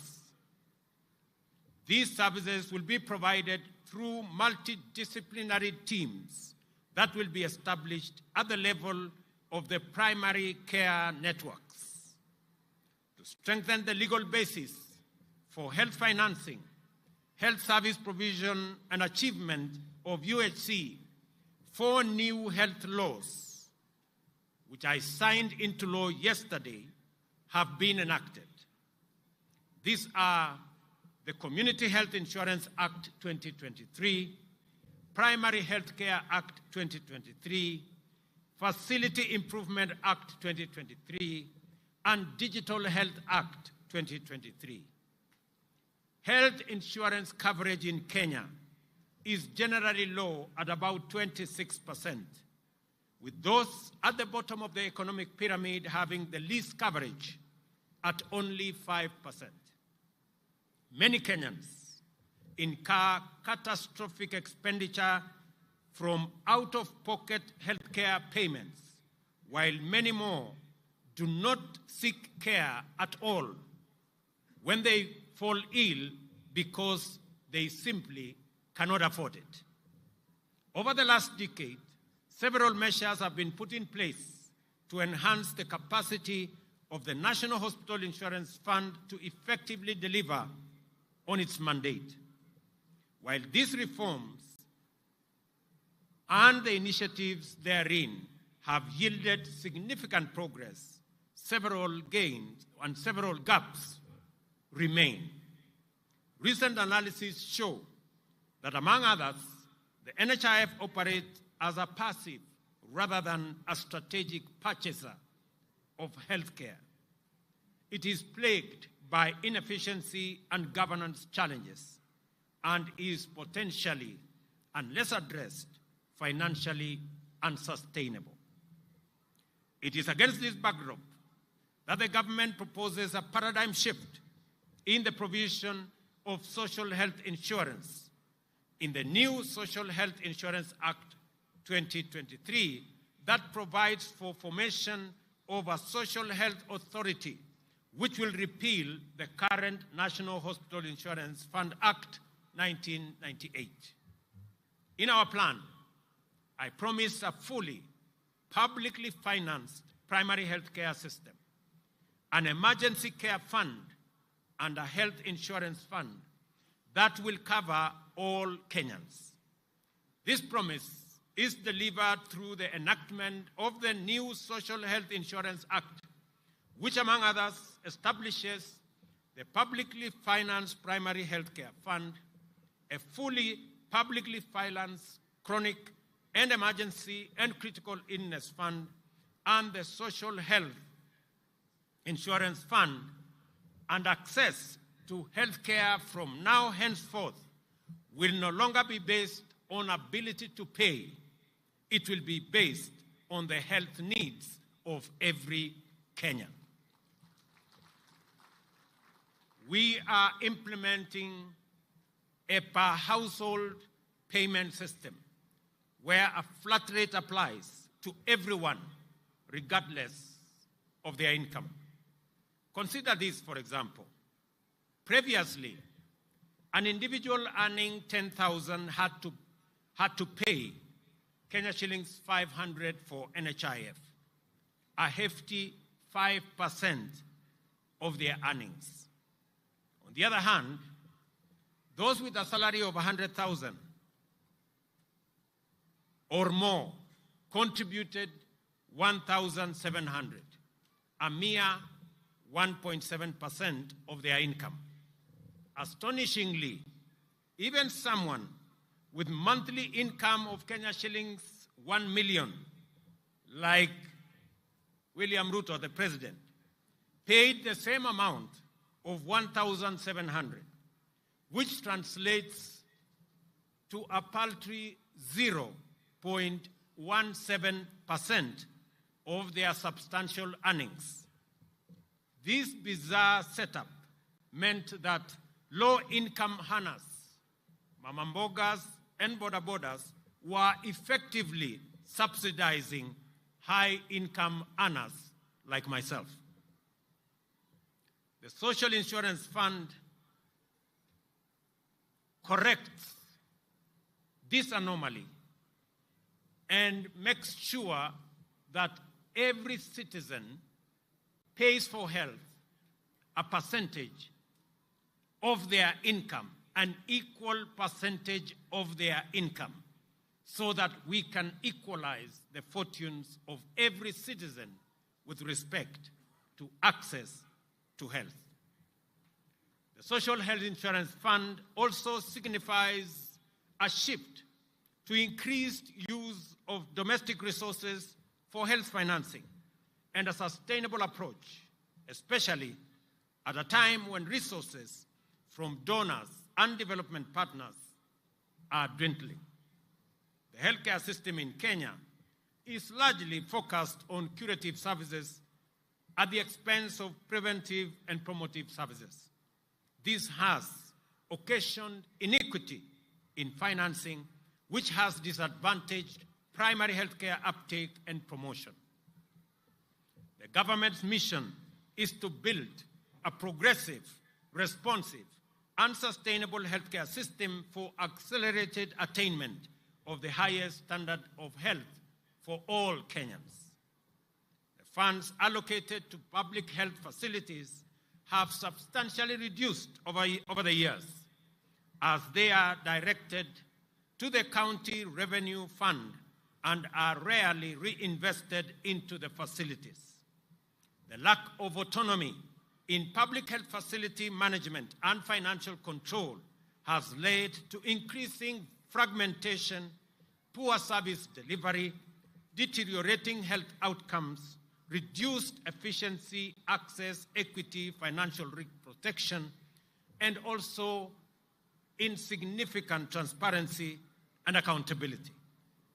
The Facility Improvement Financing Act corrects this situation and aims to structure the process and guide the counties on how to provide for retention, management, and use of revenue derived from health-related services rendered at public health facilities. The Act seeks to ensure a unified approach for health facility finance and management autonomy, where public health facilities are able to retain their funds and have autonomy to operate their facilities based on their priorities. This will improve availability of resources at the facility to provide adequate and equitable quality health services, increase efficiency, and thus improve health outcomes for all Kenyans. Kenya has made significant strides towards digital transformation, with many sectors leveraging on technology to enhance implementation of digital products and services. The health sector has made steady progress in digital technology transformation through implementation of digital solutions to manage and share and use data. However, the adoption of technology has been uncoordinated and characterized by fragmented implementation, with health sector actors not adhering to basic digital health standards, guidelines, recommendations, and digital development principles. These technologies have affected how health data is managed, resulting in multiple systems that have limited ability to exchange data. The Kenya Kwanza Manifesto identifies digitization as a pillar for the health sector to achieve universal health coverage. Accordingly, the Digital Health Act provides the legal basis for the development of a comprehensive and integrated health information system. These systems will enable end-to-end visibility of health processes and seamless sharing and portability of information that will enhance health service delivery and improve efficient use of resources. The enactment and implementation of the Act and the digitization agenda will deliver on the promise to integrate ICT to enhance telemedicine and health management information systems. Apart from the 4 laws, the Ministry of Health has put in place various policies and strategies to actualize strengthening of local manufacturing of health products and technologies, to have at least 50% of medicines on the Kenya Essential Medical List produced locally, ensuring procurement mechanisms guarantee value for money and provide advantage of economies of scale. Our mission is clear: to build a healthcare sector that is a shining example to the world, with healthcare workers in the right numbers who are motivated, well-supported, and inspired to deliver their best. Together, we will ensure that every Kenyan has access to quality health services when they need it, regardless of their background or financial circumstances. I acknowledge the Ministry of Health, Safaricom, the World Health Organization, UNICEF, UN Program on HIV/AIDS, and United Nations Population Fund, the Danish International Development Agency, the United States government, the World Bank, Children Investment Fund Foundation, Academic Model Providing Access to Healthcare, Medic Mobile, U.S. President's Emergency for AIDS Relief, and AMREF Kenya, among others, for their immense support. I request that we clap for these great partners of our healthcare delivery system. Kenyans have deliberately rejected ideas and programs that limit our productivity, waste our resources, and delay our takeoff. This is why our focus on effectively lowering the cost of living is based on increased agricultural productivity and expanding land and other resources for production. We have rolled out an agricultural support program that has provided farmers with access to fertilizer, affordable credit, and extension services.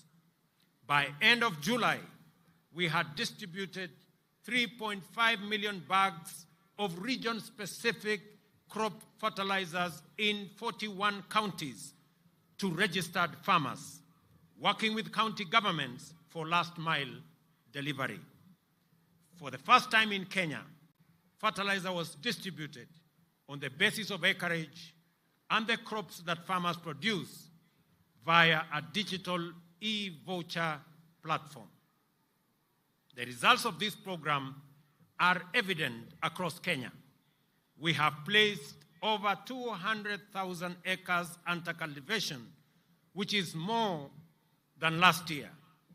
We are looking forward to a bountiful 44 million bags from the long rain season and 61 million bags overall for both seasons, marking an impressive increase of over 40% in relation to last year. Fertilizer support for the short-range crop is now available at National Cereals and Produce Board depots for regions that planned in this season, including central Kenya, eastern and western parts of the country. I urge all unregistered farmers to use this opportunity to register so that they can benefit from the support of fertilizer for all their crops, whether it is tea, coffee, sugarcane, macadamia, avocados, and all the other crops that are engaged with our farmers.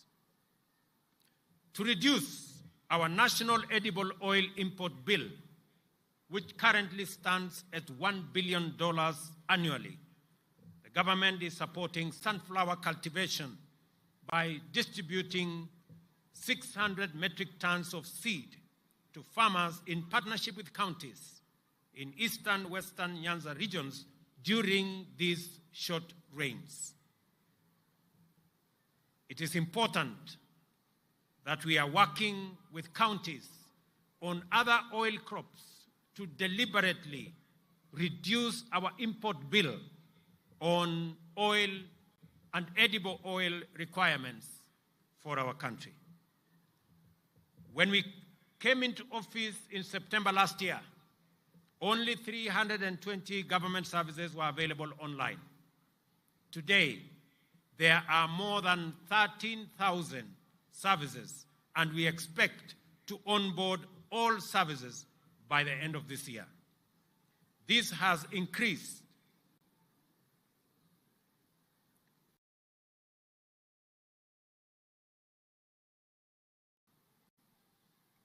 efficiency.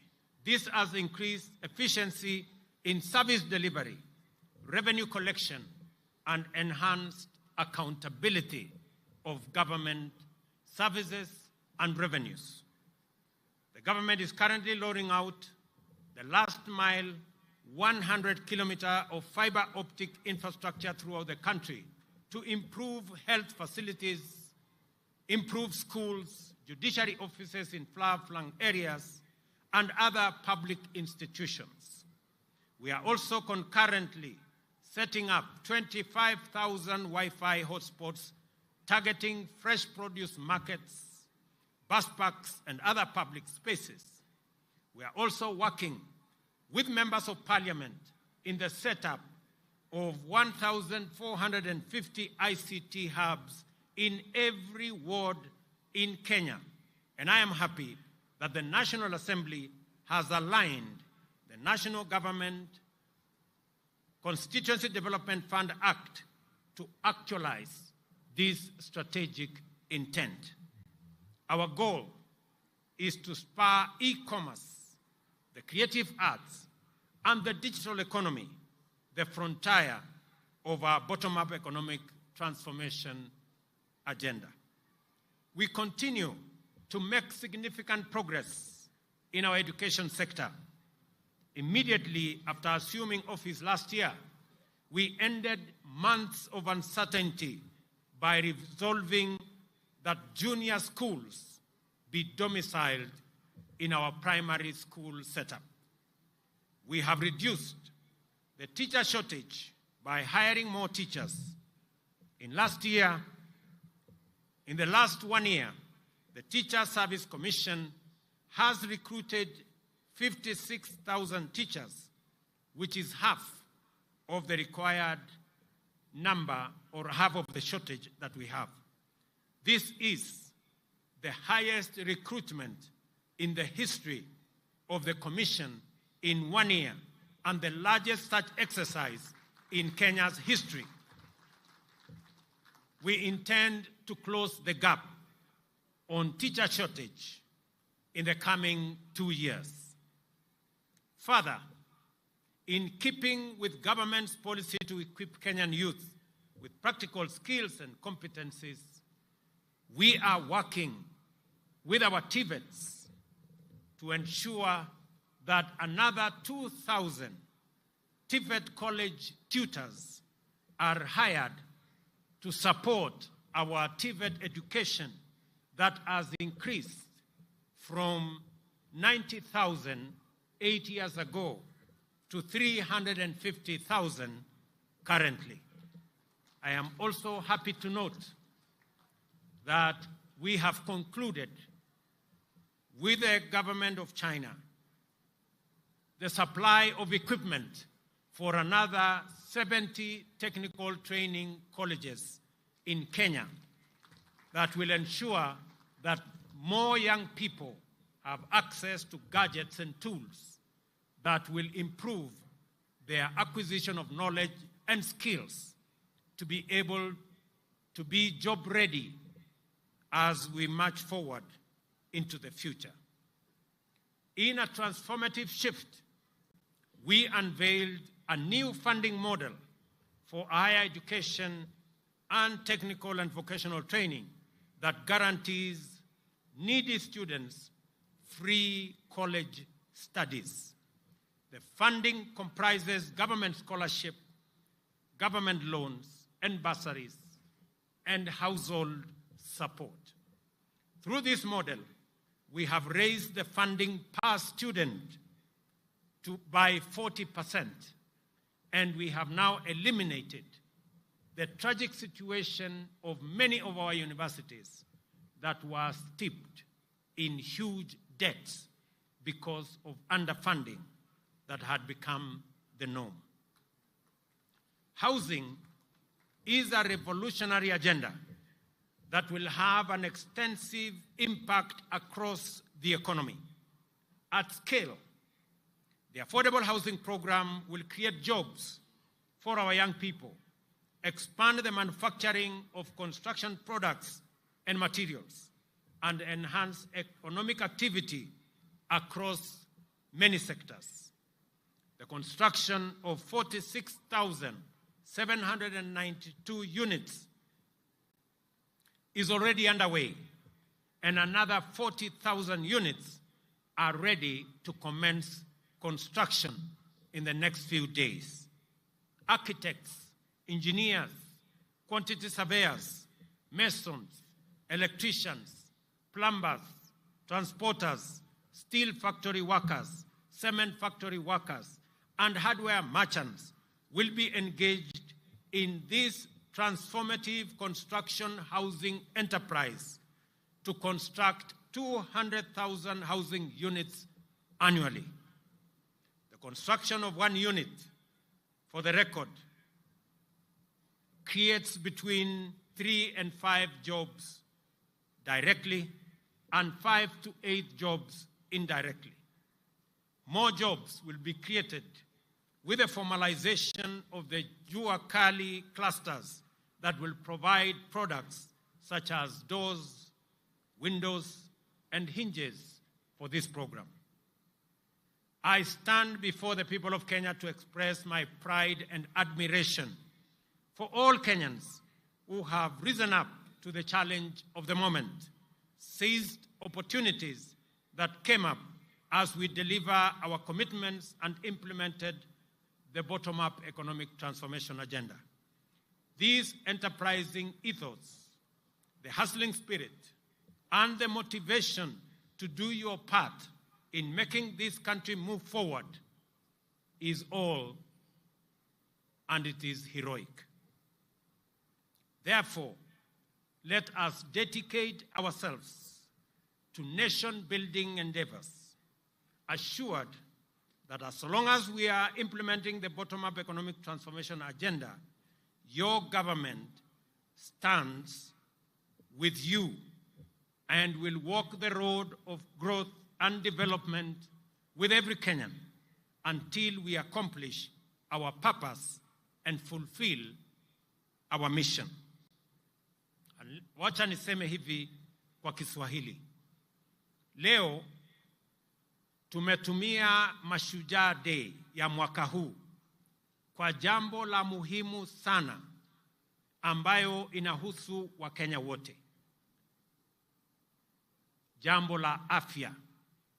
Vile nimewaeleza, tumekuwa tukitafuta mbinu, jinsi na namna ya kuhakikisha ya kwamba afya inamfikia kila Mkenya na afya isiwafikie wale wako na uwezo peke yao, lakini ifikie kila Mkenya, kwa sababu maisha ya kila Mkenya ni ya muhimu kwa Wakenya wote. Na ndio tumesema tunabadilisha sheria. Jana niliweka sahihi sheria 4 mpya ambayo itatumika kuendesha mambo ya afya ambayo itafikia Wakenya wote katika taifa letu la Kenya. Tunaanza na hawa community health promoters. Hawa mashujaa wamekuwa wakifanya kazi ya afya kama volunteers kwa miaka nyingi. Na ndio tumesema tukienda mbele, kwa sababu hawa community health promoters wamefanya kazi ya muhimu, sasa tutawapatia vifaa.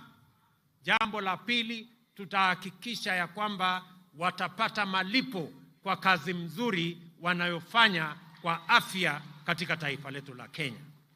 Na jambo la pili, sheria mpya ambayo tumetengeneza itaturuhusu na itatupatia nafasi sote kama Wakenya kuchangia kwa mambo ya afya. Nataka niwaeleze ndugu wa Kenya mambo matatu ya muhimu kwa hii mfumo mpya ya afya ambayo tunazundua leo. Ya kwanza, pale katika level 1, 2 and 3 dispensary na health center, kila Mkenya atapatiwa matibabu bila malipo yoyote. Na gharama ya matibabu katika level 1, 2 and 3, gharama yake italipiwa na serikali ya Kenya kupitia kwa ile fund ya primary health. Jambo la pili, pale katika dispensary yako ya nyumbani na katika health center yako ya nyumbani, sasa Wakenya watajumuishwa katika usimamizi wa ile facility. Nyinyi katika kijiji yenu, katika mtaa wenu, nyinyi mtakuwa na kamati ya kushughulikia mambo ya afya katika dispensary yenu, katika health center yenu. Ndio kama hakuna dawa, nyinyi wenyewe mtashughulika, mjue na mtupatie habari ya kwamba hakuna dawa katika hii hospitali, ndio Wakenya waweze kupata nafasi ya kupata afya katika mahali karibu pale nyumbani.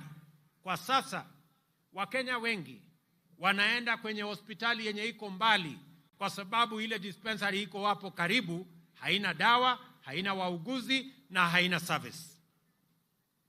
Na ndio tunasema hivi, sheria yetu ya pili ni kuhakikisha ya kwamba kila facility, kila hospitali, kila dispensary, kila health center watakuwa na pesa zao, na pesa ya facility yenu haitapelekwa katika facility ingine na haitapelekwa kufanya kazi ingine yoyote. Itatumika katika hiyo facility yenu. Ili pesa ambayo imewekwa katika budget ya facility yenu ya nyumbani, nyinyi wenyewe kama wananchi mkisimamia na wauguzi, na tumesema ya kwamba wananchi wenyewe wahusishwe, viongozi wa kanisa wahusishwe, viongozi wa serikali katika kiwango hiyo wahusishwe, na development partners pia watakuwa pale, na hata watu wa civil society wakuwe pale, ndio tuhakikishe ya kwamba hakuna wizi tena ya madawa katika mahospitali zetu, katika dispensaries zetu na katika health centers zetu. Vile vile, wananchi wengi wakipata ajali, wakipata hali ya dharura, wakienda hospitali wanaambiwa wewe huna card, wewe huna uwezo wa kulipa. Sasa emergency, chronic illness na ajali zote, kila mwananchi atakubaliwa kutibiwa katika kila hospitali bila ya kuulizwa maswali, kwa sababu maisha ya kila mwananchi ni ya muhimu. Wananchi wengi wananiuliza kwamba wale hawana uwezo wa kulipa NHIF ama wa kulipa sasa ile card ambayo ni ya Social Insurance Fund itakuwaje? Wacha mimi nitangaze katika hafla hii ya kuzindua afya nyumbani kwamba kila mwananchi atalipa kulingana na mapato yake, na yule mwananchi ambaye hana uwezo, serikali ya Kenya itakulipia card ya hospitali. Kila Mkenya atakuwa na Social Insurance Fund card, na wewe utaenda hospitali na utatumia hiyo card, either umejilipia mwenyewe ama umelipiwa na serikali, ili uweze kupata matibabu katika level 4, level 5 and level 6. Kwa hivyo kila Mkenya, either utaenda katika level 1, 2 and 3 na upate matibabu bila malipo, ama uende level 3, level 4, 5 and 6 na utumie kadi yako kupata matibabu. Na kila Mkenya, ndio tumesema hakuna Mkenya ataachwa nyuma. Ile maneno ya zamani, wewe unaenda kwa facility ya hospitali, unaambiwa kadi yako imefika mwisho. Sasa hii kadi ambayo tutawapatia haitakuwa na mwisho, kwa sababu maisha ya kila Mkenya ni ya muhimu. That card will make sure that if the limit is reached, then the chronic and illness fund will kick in and every Kenyan will be attended to. Hakuna Mkenya atafukuzwa hospitalini kwa sababu ya mambo ya malipo tena. Tunataka tuhakikishe ya kwamba kazi hiyo inafanyika. In conclusion, allow me to celebrate Kiprugut Chumo, the first Kenyan to win an Olympic medal, the first to win an Olympic medal by renaming this Kericho Green Stadium after him. I think he deserves it. Let me also say, for the people of Kericho, thank you very much kwa kutukaribisha katika mji wenu wa Kericho. Kwa niaba yangu, wacha mimi nirudie. Kwa niaba yangu na sote tuliokuja hapa kuomba kura zenu, deputy wangu akiwa hapa, viongozi wale wengine wote wakiwa hapa, kwa watu wa Kericho tunawaambia asanteni sana kwa kura zenu. Watu wa Kericho, narudia, asanteni sana kwa kura zenu. Big up Kericho. Kale hii, kale gongoi missing. Jambo la pili, hapa Kericho, mimi niliwaeleza pale mbele ya kwamba mji wa Kericho hauna ardhi ya kufanya extension. Hapa Kericho imesongamana sana. Hii Kericho town ni town ndogo kwa sababu hakuna expansion program. Mimi nataka nitangaze ya kwamba nitarudi hapa mwezi ujao, kwa sababu ile ardhi ekari 1000 ambayo ilikuwa na matatizo hapa, hiyo matatizo yote sasa tumetatua kama serikali ya Kenya. Na sasa tutapata shamba ekari 1000 ya expansion development planning ya Kericho town. Na wale wananchi wako pale tutawapanga katika mpango yetu ya affordable housing, ili kila Mkenya apate nafasi ya kusherehekea ushujaa wa taifa letu la Kenya. Vile vile nitarudi hapa hivi karibuni kwa mambo yenu ya hospitali, mambo yenu ya damu, kwa sababu haya ni mambo yako katika mipango yetu. We also celebrate Mzee Samuel Kipsoi Ngetich Chepsetion. I know you know him. An incredible entrepreneur who exemplifies the bottom-up story. A class 3 dropout, he pulled himself up through sheer determination to set up the Kipchimchim group of companies whose interests span various industries and employ thousands of Kenyans. Before his untimely death recently, he was working on West Valley Sugar Company that began milling operations last week. Fare thee well, Mzee Samuel Kipsoi Ngetich Chepsetion. You are a great inspiration to many young Kenyans and many citizens of our country, that it is possible to rise up from humble beginnings and make a mark in the Republic of Kenya. Ladies and gentlemen, I want to thank you very much. Na nataka niwaulize Wakenya wote mahali popote walipo leo, na niwahakikishie Wakenya wa taifa letu la Kenya ya kwamba nia yetu ni kuunganisha wananchi wote wa taifa letu la Kenya.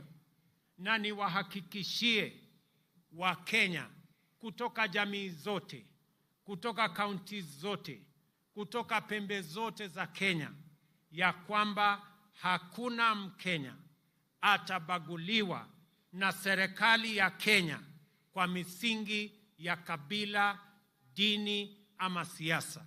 Sisi ni ndugu moja wa taifa moja, with a common destiny as a people of Kenya. Na mimi nataka niwahakikishie ya kwamba jukumu letu, mbali na kuunganisha Wakenya, ni kuhakikisha ya kwamba tunabadilisha taifa letu kwa miradi na mipango ya maendeleo. Nataka niwahakikishie ya kwamba sote tutaungana, tutafanya kazi kwa pamoja. Na wauliza ndugu zangu wa Kenya, kila mmoja wetu, ile kazi unafanya ujue ya kwamba hiyo kazi unafanya usihesabu ni kazi ndogo, usihesabu ni biashara ndogo, usihesabu ni mchango mdogo. Kila mmoja wetu kwa yale yote mnafanya, ujue unachangia katika kubadilisha na kupeleka taifa letu la Kenya mbele. Na tutafanya yale yote yanawezekana kama serikali ya Kenya kuwashika mikono nyinyi mnaofanya bidii, mnaoamka mapema kuchangia katika kufanya kazi na kuendesha taifa letu la Kenya mbele. Nataka niwahakikishie ya kwamba sitarudi nyuma, sitafanya chochote ambayo itazuia Mkenya mwenzetu kufikia atma yake ama kufikia malengo yake. Nia ya serikali yetu, nia ya serikali ya Kenya, mpango ya serikali ya Kenya ni kumwezesha kila mwananchi awe bora kuliko alivyo sasa, muweze kuchangia katika kubadilisha taifa letu la Kenya, katika mahali mnafanya kazini, ile biashara mnafanya, yale yote mnafanya katika sehemu mbalimbali. Na mimi vile vile nataka niwahakikishie ya kwamba nitahakikisha ya kwamba pesa zenu mnazolipa kwa ushuru, kwa jasho lenu, pesa zenu ambazo tunakusanya katika kaunti zetu kwa levies, kwa taxes na kwa njia zingine zote, pesa zenu zitatumika kwa njia inayofaa, haitafujwa, haitaibiwa, wafisadi hawatanyemelea.